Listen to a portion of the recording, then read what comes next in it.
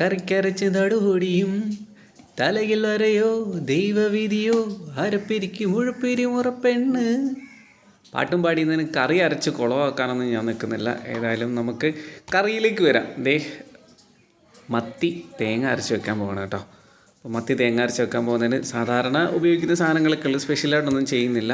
സാധാരണ ഉപയോഗിക്കുന്ന മുളക് പൊടിയും മഞ്ഞൾപ്പൊടിയും മല്ലിപ്പൊടിയും ഉലുവാപ്പൊടി ഒക്കെ ഇട്ടിട്ട് നമുക്ക് കറിക്ക് വേണ്ടിയിട്ട് മിക്സിയിൽ അരച്ചുകൊണ്ട് വരാം. അമ്മിയിലൊന്നും അരയ്ക്കുന്നില്ല. അരപ്പിരി മുഴുപ്പിരി ആയിട്ടുള്ള മുറപ്പണ്ടും ഇവിടെ ഇല്ല. ഏതായാലും പിഴുപുളിയാണ് നമ്മൾ എടുക്കുന്നത്. പിഴുപുളി എന്ന് പറയും, വാളംപുളി എന്ന് പറയും, അങ്ങനെയൊക്കെയല്ലേ നിങ്ങളുടെ നാട്ടിൽ പറയാം? വാളംപുളി.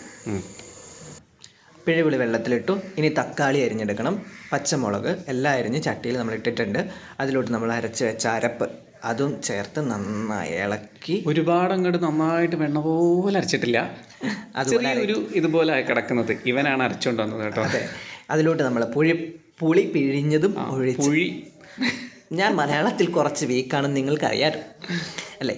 അപ്പോൾ പുളി പിഴിഞ്ഞതും കൂടി ഒഴിച്ച് നന്നായി മിക്സ് ചെയ്ത് ആവശ്യത്തിന് വെള്ളം ചേർത്ത് വേണം വെക്കാൻ കേട്ടോ. കാരണം നമുക്ക് എന്തോരം ചാറ് വേണോ അതിനനുസരിച്ച് വെക്കണം എന്നും പറഞ്ഞു ആലുവ പുഴ പോലെ ആക്കരുത്. ഓക്കെ, അത് നന്നായി ഇളക്കി മിക്സ് ചെയ്ത് നമ്മളിനി ഗ്യാസിലോട്ട് വെച്ച് നന്നായി ഗ്യാസിൽ വെച്ചാൽ മതി, കത്തിക്കേണ്ടത്. ഗ്യാസ് കത്തിച്ചോളും, കത്തിക്കാതെ ആരും വെക്കത്തില്ലല്ലോ. അപ്പോൾ ഗ്യാസ് കത്തിച്ച് നന്നായി തിളപ്പിച്ച് വേവിക്കണം. അതായത് തക്കാളിയും പച്ചമുളകൊക്കെ ഒന്ന് നന്നായി വെന്ത് വരണം. നന്നായി വെന്ത് വരേണ്ട ഒരു ഹാഫ് കുക്കാകുമ്പോഴത്തേക്കും മീനിടാം.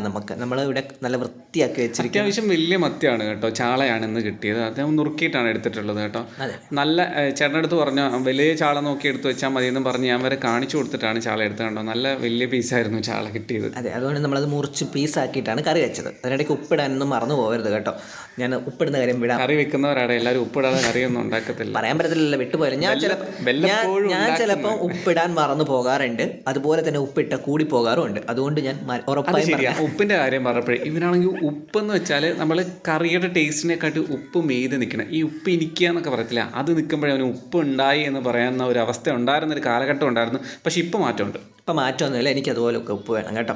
അപ്പോൾ നമ്മുടെ കറി കണ്ടോ നന്നായിട്ട് തിളച്ച്, മീനൊക്കെ ഇട്ട് കഴിഞ്ഞിട്ട് നന്നായിട്ട് തിളച്ച് നമുക്ക് ആവശ്യത്തിന് ഒരു പരുവായി വരുന്നത് വരെ നമ്മൾ തിളപ്പിച്ചെടുക്കണം. ഓക്കെ, നന്നായി തിളപ്പിച്ച് കഴിയുമ്പോഴത്തേക്കും അതിലോട്ട് നമ്മൾ കടുകും കറിവേപ്പിലയും ചെറുള്ളിയും കൂടി താളിച്ചിടണം. ചെറുള്ളി ഇവിടെ കിട്ടിയില്ല കേട്ടോ, അതുകൊണ്ട് ഞങ്ങൾ കറിവേപ്പില ഉള്ളി മാത്രമേ ഇട്ടുള്ളൂ. ഇച്ചിരി കപ്പ മേടിച്ചിട്ടുണ്ടായിരുന്നു. ആ കപ്പയിലോട്ട് നമ്മളുണ്ടാക്കിയ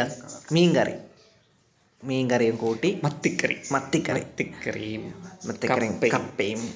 കപ്പ ഇതിൻ്റെ ഇടയ്ക്ക് തന്നെ വേവിക്കുന്നുണ്ടായിരുന്നു. കാരണം കപ്പയും മീനും ചോറും ആയിരുന്നു ഇന്നത്തെ സ്പെഷ്യൽ എന്ന് പറയുന്നത്. അപ്പോൾ കപ്പയ്ക്കകത്തേക്ക് ഇവന് കപ്പ മാത്രവും മീൻകറിയും കൂട്ടിയാണ് കഴിക്കുന്ന താല്പര്യം എന്ന് പറയുന്നത്. പക്ഷേ എനിക്ക് അങ്ങനെയല്ല, കപ്പയും ചോറും മീൻകറിയും എല്ലാം കൂടി കഴിക്കുന്നതാണ് എനിക്കിഷ്ടം. എനിക്ക് കപ്പ മാത്രം കഴിക്കുന്നത് ഇഷ്ടമാണെന്ന് വെച്ചാൽ ആണ്. പക്ഷെ എന്നാലും ഉച്ചയ്ക്കൊക്കെ ആകുമ്പോൾ നമ്മൾ ചോറ് വേണമല്ലോ, അപ്പോൾ ചോറും കൂടെ കൂട്ടിയിട്ട് കഴിക്കണം. ഇവൻ ഇത് മാത്രമേ കയറ്റുള്ളൂ. അങ്ങനെ ഇതിനകത്തൊരു സൈഡ് ഉണ്ടെന്ന് വെച്ചാൽ, ഞാൻ ഇതിന് മത്തിയുടെ തല സെപ്പറേറ്റ് എടുത്ത് ഫ്രൈ ചെയ്ത് വെച്ചിട്ടുണ്ടായിരുന്നേ. കഴിച്ചോ?